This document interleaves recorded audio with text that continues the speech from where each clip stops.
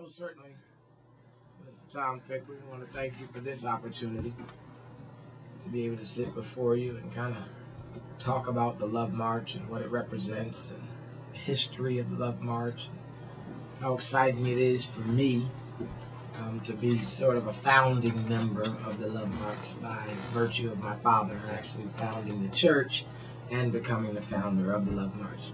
When I think about the Love March, though, I'm reminded of my daddy, who would tell this story all the time about how in 1970 he sat on the church in the green, and while he was sitting there, he said the Spirit of the Lord, he was at a Martin Luther King program, and the Spirit of the Lord spoke to him while he was there and told him to go back to your own church and start an event for Dr. Martin Luther King.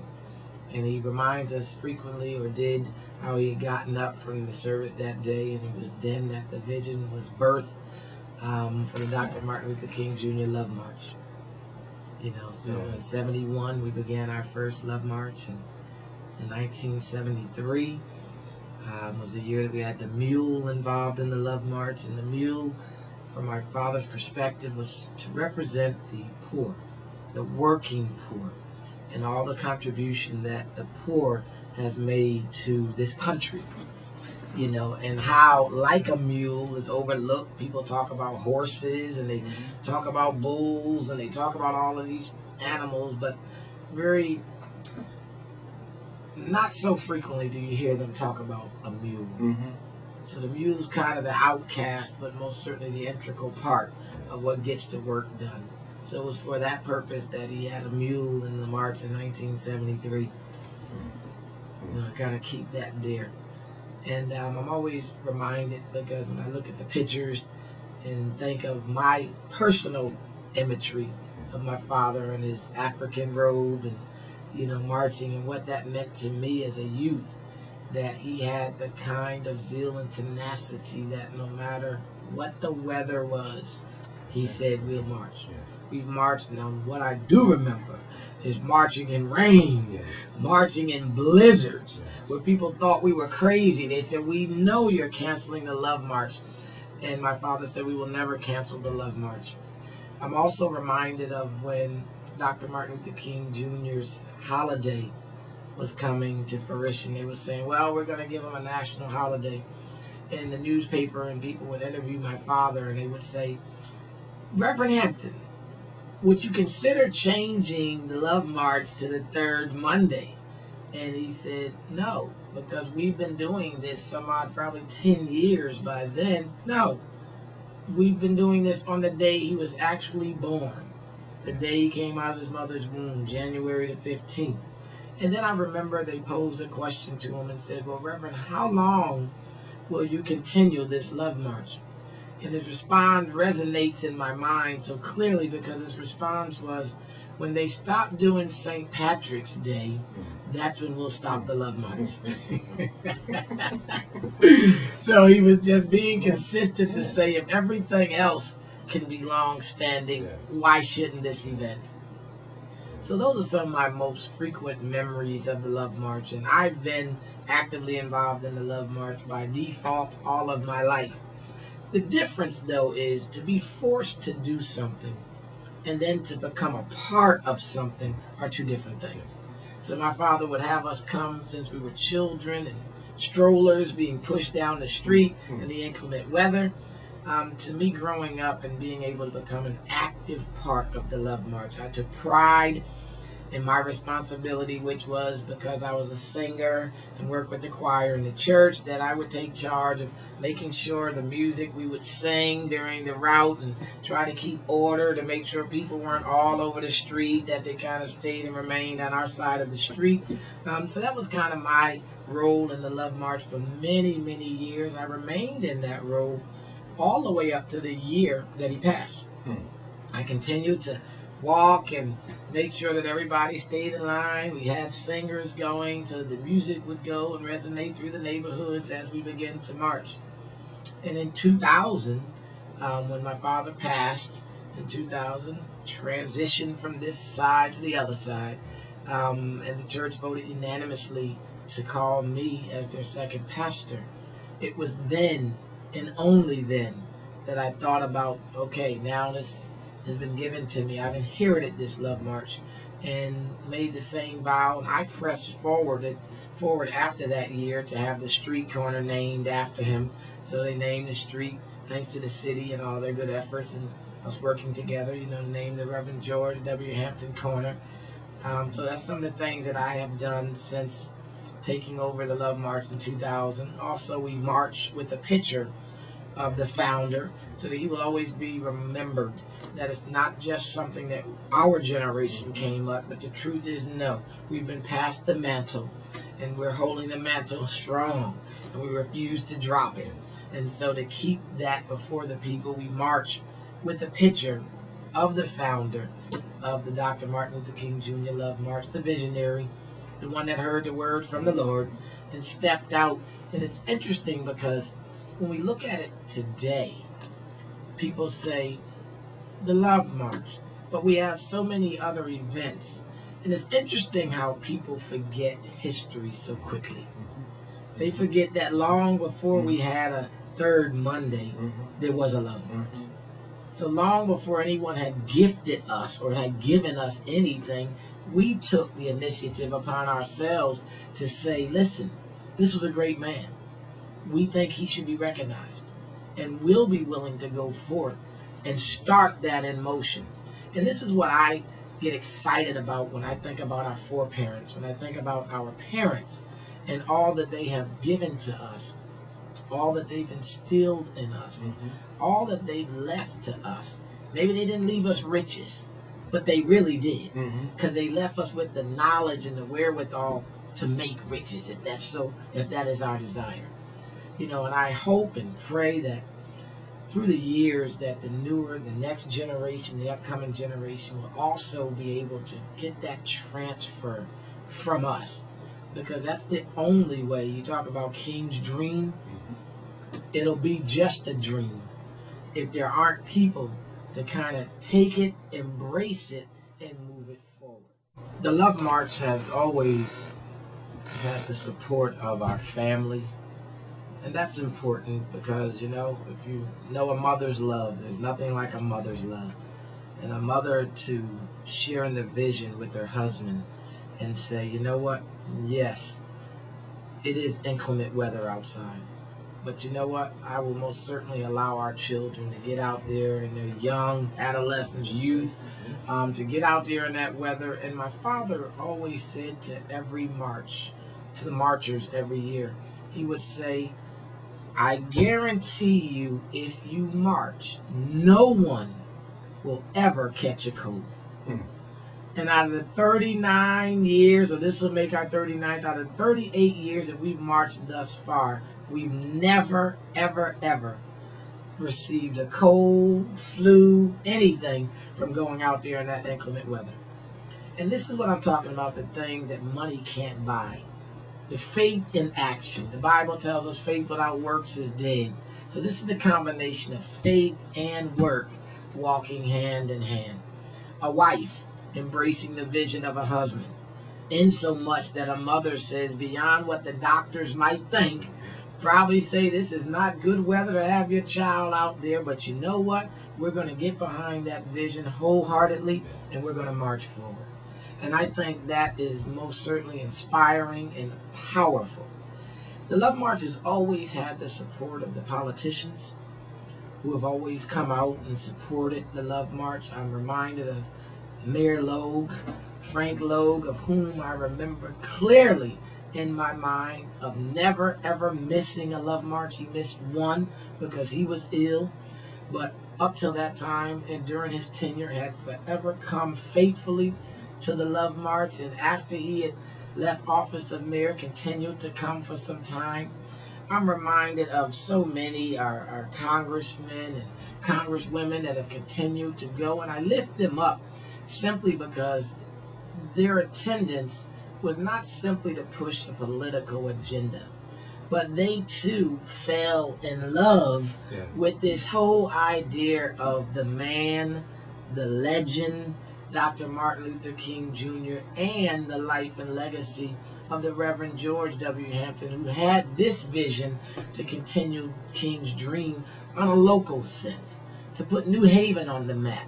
And I highlight that because in 1999, I'm sitting here looking at a letter from the Honorable Rosa DeLauro of Connecticut, our congresswoman, who says to the U.S. House of Representatives, 106th Congress, first session, where she says, Mr. Speaker, it gives me great pleasure to rise today to recognize Pastor George W. Hampton as he and the greater New Haven community honor the Reverend Dr. Martin Luther King Jr. with its then 28th annual Love March. She goes on and says, and then she says later on, I would like to extend a special note of congratulations to Pastor Hampton. As founder and organizer of the Love March, his tenacity and dedication has made the march a beloved New Haven tradition. Each time I join the march, I am inspired by the uplifting spirit of the crowd as we sing and move through the neighborhoods. She goes on to say, it is with a tremendous honor for me to join with Pastor Hampton and the city of New Haven to say thank you for giving us this annual opportunity to remember the Reverend Dr. Martin Luther King Jr. So I'm excited because we have this opportunity where one of our congresswomen thought enough to try to put this into the Library of Congress so that it will remain on the history books as one of the longest running events in the state of Connecticut. So, you know, it's with that kind of pride that I pick up this mantle and move forward with the Love March. And we have some great things in store. Next year will be our 40th. You'll hear more in the upcoming year. We will be starting early during the year on our 40th commemorative Love March, and we'll be taking a theme for the Love March in the years ahead because we recognize the importance of the Love March, but also we understand that it's important that we are able to use the tools we have for universal good. And I say that simply to say this, that the Love March is great. Highlighting Dr. Martin Luther King's dream is great, but I now think it's equally as important to take an aspect of that dream and focus on it. What is the dream? Is the dream black kids and white kids coming together? Great. But was the dream thinking of white kids and black kids coming together in jail? Was the dream that, yes, we would unite, but we would unite behind prison bars? That's a question. Because I think when we really look at the unity of races coming together, unfortunately, it may not be as positive as we like to highlight it. They're coming together behind bars because they've come together united by perhaps a crime or an injustice that has been done against them. So I think it's now time for us to start looking at King's dream, not just methodically, but to pick some aspects of the dream that we think we need to highlight. I'm excited today to sit here with you on the edge, on the verge, just a few days away from the 44th President of the United States being an African-American male. I must admit this is not my quote, but I'm in love with the quote that was done when they asked, oh boy, I'm having a block here. What's his name? Joe Biden? No, in D.C. Was before Condoleezza Rice. Colin Powell? Colin Powell. When they asked Colin Powell, found him over in the other country after Barack Obama was elected, they said, Colin Powell, what do you think? How do you feel about the first African-American president being elected? Colin Powell's response was a moving one. He said, I am excited that the American people elected a president who happens to be black. And that's exciting for me because what that said was that Barack did not run a black campaign. Barack didn't go out solely campaigning to black people. But that the United States of America has recognized that we are at a place where we're not in segregation anymore. Other cultures have recognized that when they pull up to the gas pump, there's not a black gas pump that's $6 and a Caucasian gas pump that's $2.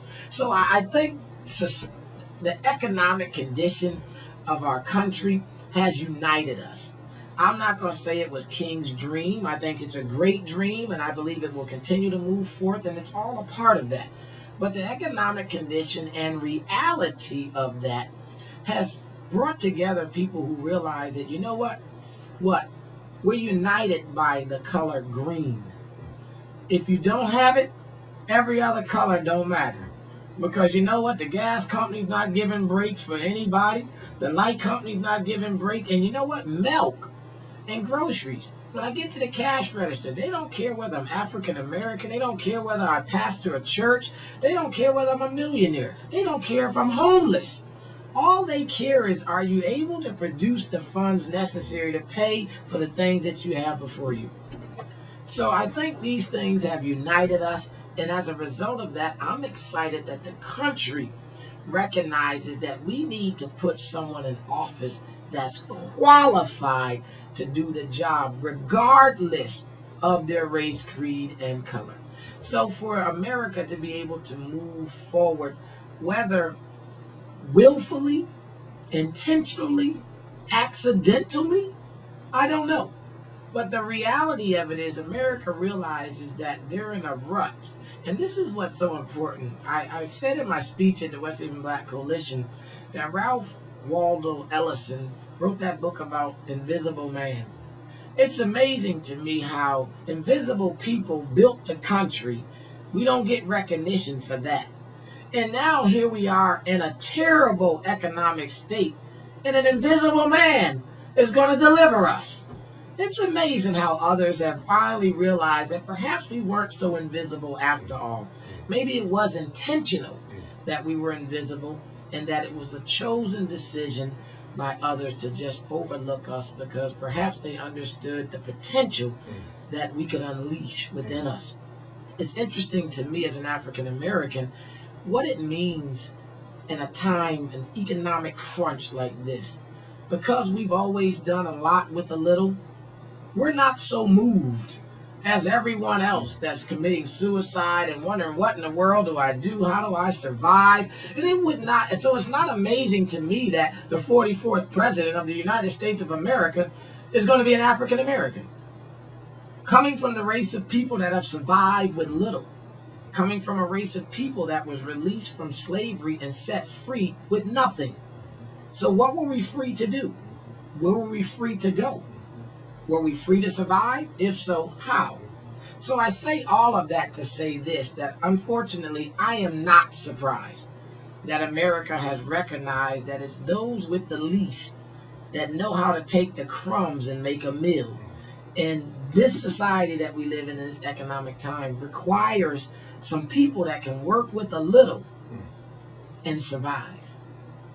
So who better at this time to help deliver the nation than an African American male? And I don't say that as to highlight his color, but I say that to highlight the fact that he had prepared himself, gone to the finest institutions, not simply to sit in and get a degree, but receive some knowledge that he's able to disseminate, some knowledge that he's able to use, some knowledge to organize.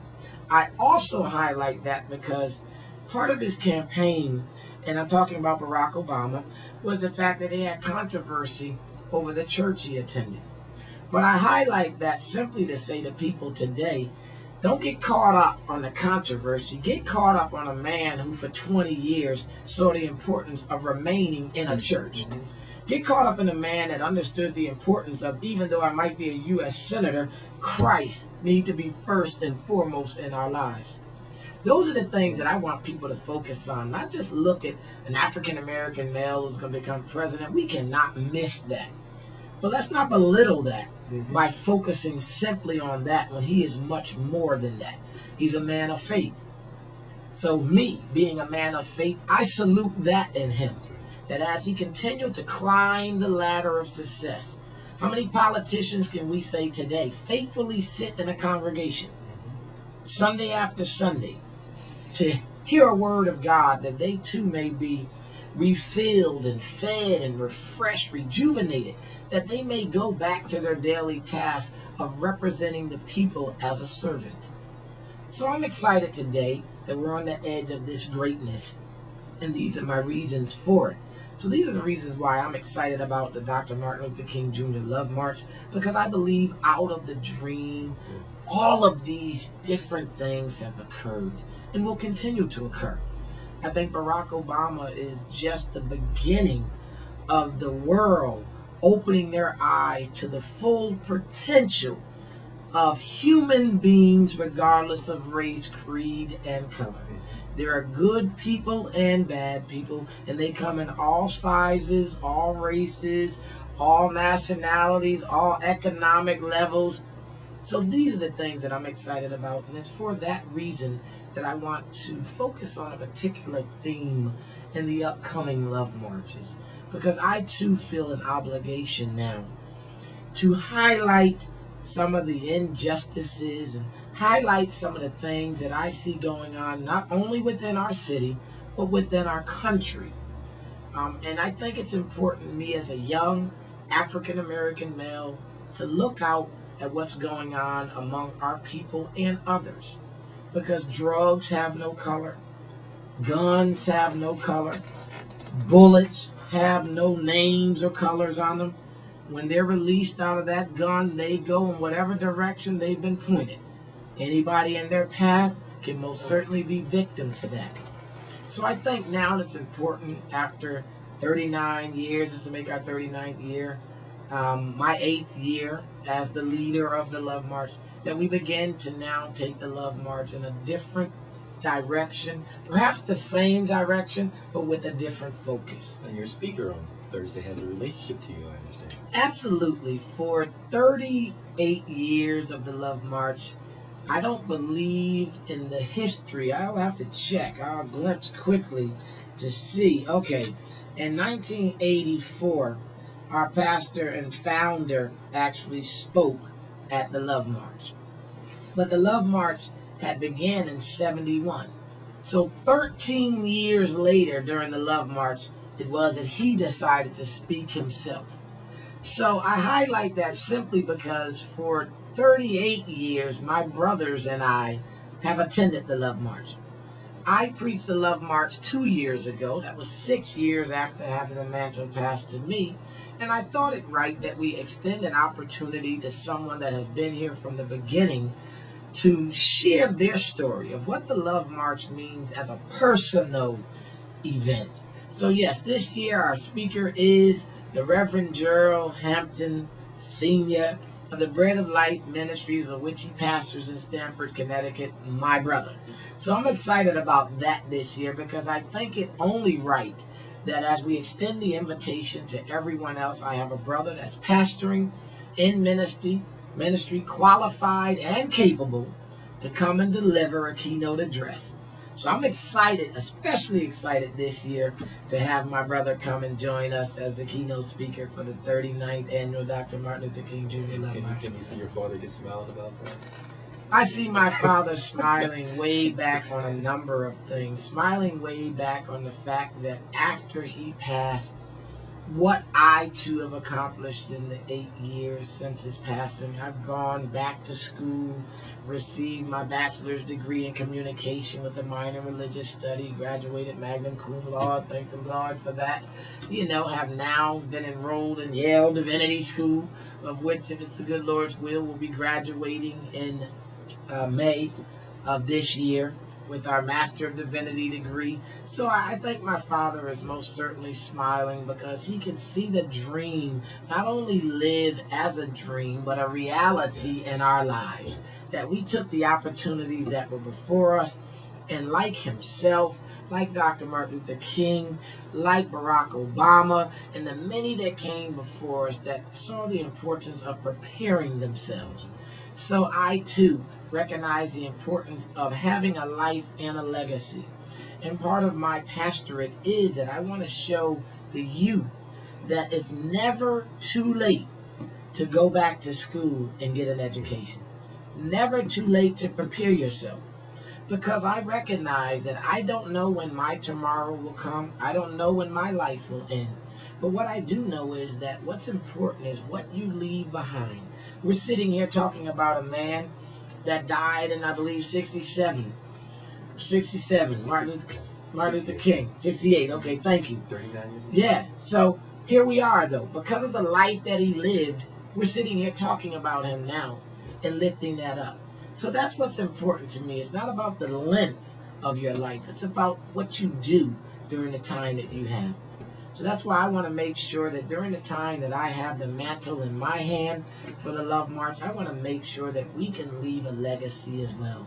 That we can continue to build upon the legacy that was left for us and watch it grow. And that's what I'm excited about. That's why I'm excited, because you're here.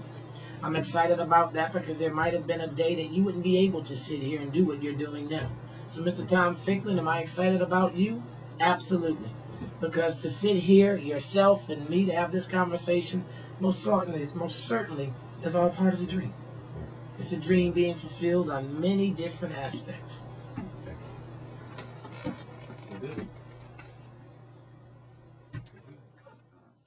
It's interesting to show you how when a person has a vision, such as my father did, to move forth, not only as a pastor, not only as a minister, but as one that was able to influence his kids in a positive manner. And I say that because I have 4 brothers and 3 sisters, all doing well. But I highlight it because what's so rare is if you search the country-wide, you'll find this a rare phenomenon. And that is that my father had 4 sons. Ron Smith, who's our New Haven City Town clerk. Then George W. Hampton Jr., Gerald Hampton, and myself, the Reverend Kennedy Hampton. And out of the 4 sons, he has 4 ministers of the gospel of Jesus Christ and 2 pastors. I mean, so that really says something to you about what it means to live the life so that others might be able to see Christ in your life. Obviously, my father and my mother conducted a household and such that the Lord was resident in that place. And out of that, you can tell by the lives that we've lived. And I personally never said I'm going in ministry. That's not a field that interests me at all. I see the stress that preachers and pastors go through being a PK. The stress that's on pastors' kids, because for some unique reason, our fathers are the pastors, but they expect us to be the junior pastors, and we can't do anything that other kids do because supposedly instilled in us is their Christ-like spirit. We're supposed to navigate our lives in a different direction. I don't know where that comes from, but the reality of it is we're just kids too. But the stress and pressure that has been placed upon us, and to see us in spite of that, to see all my brothers rise up in spite of all their personal opposition to we'll never follow in Dad's footsteps like that. One was enough, and me particularly, who said, nah, not interested at all. And here I am today, sitting here as the 2nd pastor of Shiloh Missionary Baptist Church. I think that's phenomenal. And I want to just simply highlight that to say, for parents everywhere, we cannot take for granted the impact, seen and unseen, spoken and unspoken, that our actions, words have on our siblings, on our children.